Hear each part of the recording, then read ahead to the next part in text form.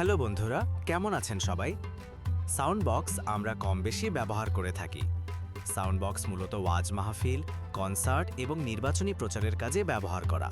তো আজ আমরা দেখব ফ্যাক্টরিতে কিভাবে সাউন্ড বক্স তৈরি হয় তার পুরো প্রক্রিয়া।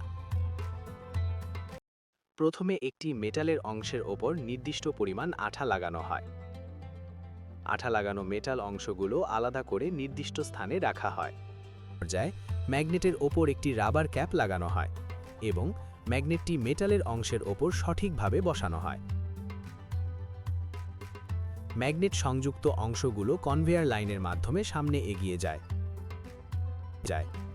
একটি গোল আকৃতির মেটাল অংশ স্পিকারের ফ্রেমের সঙ্গে সেট করা হয়। ম্যাগনেটের ওপর পুনরায় আঠা লাগিয়ে একটি বিশেষ ধরনের ক্যাপ ব্যবহার করা হয়।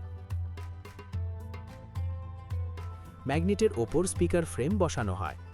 ফ্রেম সেট হওয়ার পর ক্যাপগুলো খুলে বিশেষ মেশিনের মাধ্যমে পরিষ্কার করা হয়।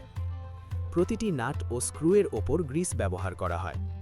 ভয়েস কয়েল লাগানোর কাজ শুরু হয়, যা স্পিকারের শব্দ তৈরির মূল অংশ। নির্দিষ্ট মাপ অনুযায়ী কয়েল সেট করা হয়। স্বয়ংক্রিয় মেশিনের সাহায্যে আঠা লাগানো হয়। কয়েলের ওপর স্পিকারের পর্দা বসানো হয়। বড় পর্দার সঙ্গে তার সংযুক্ত করে বিশেষ আঠা ব্যবহার করা হয় যাতে তার নড়ে না যায়। স্বয়ংক্রিয় মেশিনের সাহায্যে আঠা লাগানো হয়। স্বয়ংক্রিয় মেশিনের মাধ্যমে বড় পর্দাটি ঠিকভাবে সেট করা হয়।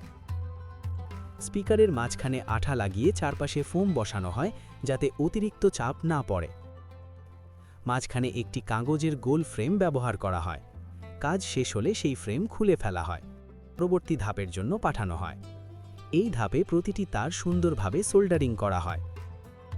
একটি ফ্রেমের ভেতর স্পিকার বসিয়ে নির্দিষ্ট চাপ দেওয়া হয় যাতে চারপাশের রাবার ফোম ঠিকভাবে বসে থাকে। প্রাথমিক সাউন্ড টেস্ট করা হয়। স্পিকারের মাঝখানে গোল করে কালো আঠা ব্যবহার করা হয়। স্বয়ংক্রিয় মেশিনের সাহায্যে আঠা সমানভাবে ছড়িয়ে দেওয়া হয়। সাউন্ড ক্লিয়ার করার জন্য ছোট পর্দা বসানো হয়। তৈরি স্পিকারগুলো এক জায়গায় সাজিয়ে রাখা হয়। ছোট স্পিকার ইউনিট তৈরির কাজ। নির্দিষ্ট ছাঁচের ভেতর ডায়াফ্রাম বসানো হয়। ডায়াফ্রামের ওপর আঠা লাগিয়ে ভয়েস কয়েল সংযুক্ত করা হয়। নির্দিষ্ট সময় রেস্টে রাখা হয় যাতে ভালোভাবে জোড়া লেগে যায়। জোড়া লাগা সম্পন্ন হলে ছাঁচ থেকে ডায়াফ্রাম বের করা হয়।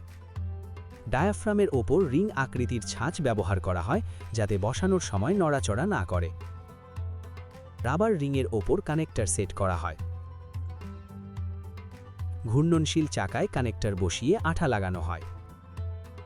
সব অংশ এক জায়গায় সাজিয়ে রাখা হয়। ডায়াফ্রাম ও কানেক্টর একসাথে বসিয়ে স্বয়ংক্রিয় মেশিনের মাধ্যমে চাপ দেওয়া হয়। সম্পূর্ণ ইউনিট নির্দিষ্ট পাত্রে রাখা হয়। মেটালের একটি অংশের ওপর স্বয়ংক্রিয় মেশিনে আঠা লাগানো হয়। মেটালের ওপর ম্যাগনেট বসিয়ে রাবার ক্যাপ ব্যবহার করা হয়। পরবর্তী লাইনে পাঠানোর পর রাবার ক্যাপ খুলে নেওয়া হয়। মেটালের অংশ আঠা দিয়ে সেট করে প্লাস্টিক ক্যাপ লাগানো হয়। স্টিকার জাতীয় পর্দা ব্যবহার করে অংশগুলো ঠিকভাবে সেট করা হয়। প্লাস্টিক ক্যাপ খুলে স্বয়ংক্রিয় মেশিনে চাপ দেওয়া হয়। ম্যাগনেটের ওপর স্পিকার বসানো হয়। মেটালের ক্যাপ লাগিয়ে সাউন্ড টেস্ট করা হয়। সাউন্ড ঠিক থাকলে স্ক্রু লাগিয়ে মেশিনের মাধ্যমে টাইট করা হয়।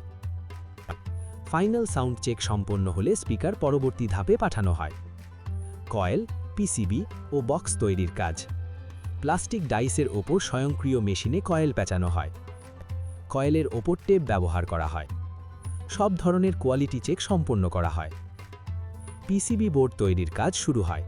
প্রতিটি সার্কিট সঠিকভাবে বসানো হয়। বোর্ডের উল্টো পাশে সোল্ডারিং করা হয়। কম্পিউটার ডিজাইনের মাধ্যমে বক্সের কাস্টম ডিজাইন সেট করা হয়। স্বয়ংক্রিয় মেশিন নির্দিষ্ট মাপ অনুযায়ী বক্স কাটে। কর্মীরা প্রতিটি অংশ আলাদা করে নেন। মেশিনের মাধ্যমে অংশগুলো মসৃণ করা হয়।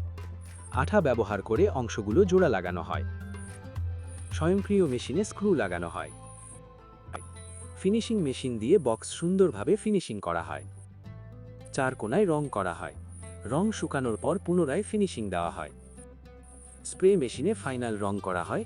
শুকানোর জন্য নির্দিষ্ট স্থানে ঝুলিয়ে রাখা হয়। বক্সের নিচে রাবার লাগানো হয় যাতে ভারসাম্য ঠিক থাকে। বক্সের ভেতরে পিসিবি বোর্ড বসানো হয়। সাউন্ড ক্লিয়ার করার জন্য ফোম ব্যবহার করা হয়। স্পিকারের অংশে টেপ লাগিয়ে স্পিকার সেট করা হয়। চারপাশে স্ক্রু লাগানো হয়। ওপরে সুরক্ষার জন্য স্টিলের নেট বসানো হয়। সবশেষে বক্স বিক্রয়ের জন্য পাঠানো হয়।